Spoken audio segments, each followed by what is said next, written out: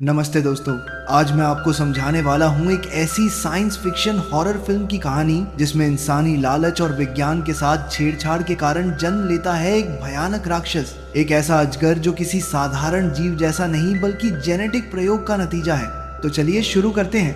कहानी शुरू होती है एक सीक्रेट रिसर्च लैबोरेटरी से। ये लैब शहर से दूर घने जंगलों के बीच छिपी हुई है। बाहर से ये एक साधारण बिल्डिंग जैसी दिखती है, लेकिन अंदर अत्याधुनिक मशीनें और सुरक्षा तैनाती है। यहाँ वैज्ञानिक डीएनए म्यूटेशन पर गुप्त प्रोजेक्ट चला रहे हैं। उनका दावा है कि वे ऐसा जीव बना सकते हैं जो हर बीमारी से लड़ सके, बेहद ताकतवर हो और भविष्य में इंसानियत के काम आ सके। लेकिन असली मकसद है जेनेटिक हथियार बनाना। नारा गरीश नंबर जेनेटिक हथियार बनाना। एक बड़े कांच के पिंजरे में रखा है एक विशाल अजगर। वैज्ञानिक उसे बार बार इंजेक्शन देकर उसके खून और कोशिकाओं को बदल रहे हैं। मॉनिटर पर दिखता है कि उसकी कोशिकाएं तेजी से विकसित हो रही हैं। उसकी हड्डियां और मांसपेशियां असामान्य रूप से बढ़ रही हैं। धीरे धीरे उसकी आंखें लाल चमकने लगती हैं, सांसों से डरावनी आवाज आती है और उसकी त्वचा मोटी व मजबूत हो जाती है। वैज्ञानिक खुश होकर कहते हैं, प्रोजेक्ट अब तक सफल रहा है, हमने एक सुपर प्रीडेटर बना दिया है। लेकिन वे नहीं जानते कि उनकी ये सफलता जल्द ही मातम में बदलने वाली है। लैब में अचानक बिजली चली जाती है और आप देखते हैं कि बारी बारी बार गया अलार्म बजने लगता है। लाल लाइटें चमक उठती हैं और गार्ड्स हलचल में आ जाते हैं।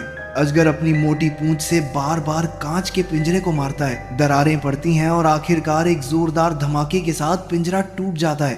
गार्ड्स चीखते हैं, जल्दी करो, पिंजरा टूट रहा है। लेकिन देर हो चुकी होती है। अजगर बाहर निकल आता है और सबसे पहले पास के एक वैज्ञानिक को पकड़कर अपनी पूंछ में लपेटकर कुचल देता है। दूसरा वैज्ञानिक भागने की कोशिश करता है, मगर अजगर उसे पूरा निगल जाता है। कुछ ही मिनटों में पूरी लैब खून और तबाही से भर जाती है। अगली सुबह खबर फैलती है, सीक्रेट रिसर्च लैब में बड़ा हादसा, कई वैज्ञानिक लापता। सरकार को असली वजह पता चलती है। यह हादसा उसी जेनेटिक अजगर के कारण हुआ है। अगर उसे नहीं रोका गया तो वह न सिर्फ शहर बल्कि पूरी दुनिया को तबाह कर सकता है।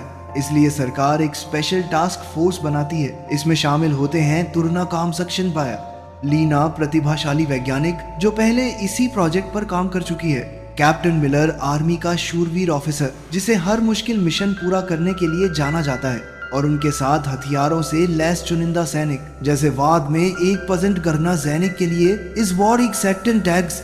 कैप्टन मिलर आदेश देता है, हमारा मिशन साफ है, उस राक्षस को किसी भी हाल में खत्म करना होगा।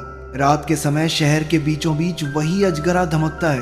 सड़क पर एक कार अचानक उसके सामने रुकती है। लोग घबराकर कार मोड़ने की कोशिश करते हैं, लेकिन अजगर अपनी पूंछ से कार को लपेट लेता है और जमीन में पटक देता है। इसके बाद वह इमारतें तोड़ता है, बसों और गाड़ियों को कुचलता है।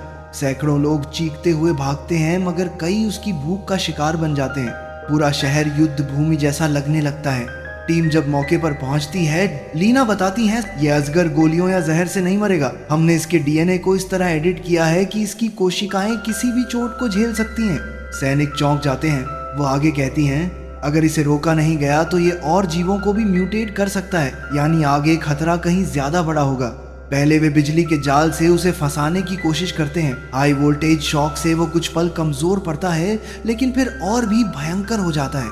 इसके बाद सैनिक टैंक और रॉकेट लॉन्चर से हमला करते हैं, मगर उसकी मोटी चमड़ी पर असर नहीं होता। इस बीच कई सैनिक मारे जाते हैं और कैप्टन मिलर खुद भी घायल हो जाता है। लीना एंटी सीरम तैयार करती हैं, वही सीरम का उल्टा फॉर्मूला जिससे अजगर म्यूटेट हुआ था, लेकिन असर डालने के लिए इसे सीधे अजगर के शरीर में इंजेक्ट करना होगा।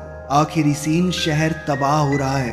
कैप्टन लगातार गोलीबारी करता है ताकि अजगर का ध्यान उसकी ओर जाए, और लीना धीरे धीरे उसके करीब जाती हैं। अचानक अजगर मुंह खोलकर लीना पर झपटता है। ठीक उसी समय वह उसके शरीर में एंटी सीरम इंजेक्ट कर देती हैं।